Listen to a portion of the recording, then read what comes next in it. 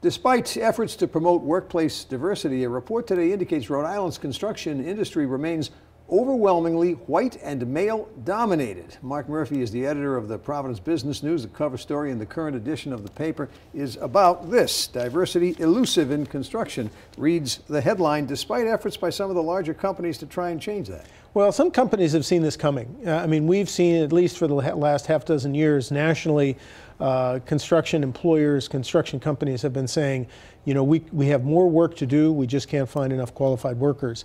And the recession really, you know, it slowed down construction, and actually a lot of experienced folks retired or found other careers. And so the industry is short of workers. And the issue, of course, is that there are a whole lot of young workers who traditionally hadn't been in the business that they really haven't been reaching out to.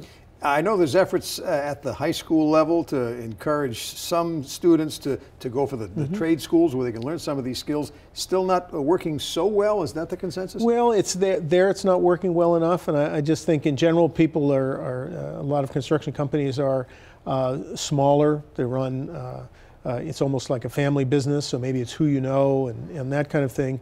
I mean, the larger companies, and we focus a little bit on Gilbane. I mean, they have programs where they go into elementary schools and they have pizza parties for kids and get them thinking about construction, and not just construction, but project management. You know, you don't just need people who are, you know, are handling the hammers. You need people to really manage projects and move things along. And the article also seems to indicate that the owners and upper managers are, I think, 98% or something overwhelming like that, white male.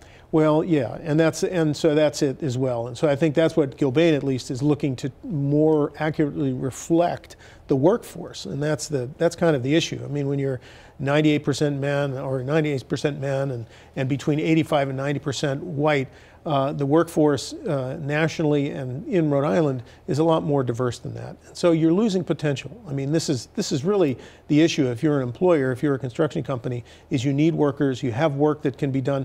The voters are going to be voting on school construction bonds. Those companies are going to need workers to fix schools.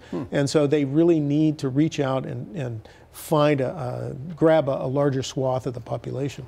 Quoting from the article, Rhode Island has seen some small gains in minority employment in recent years, but falls well short of the 2017 national average for minorities of 43%. And there's a lot more about it in the current edition, in print and online, of the Providence Business News. Mark Murphy, thanks for joining us. Thank you, Frank.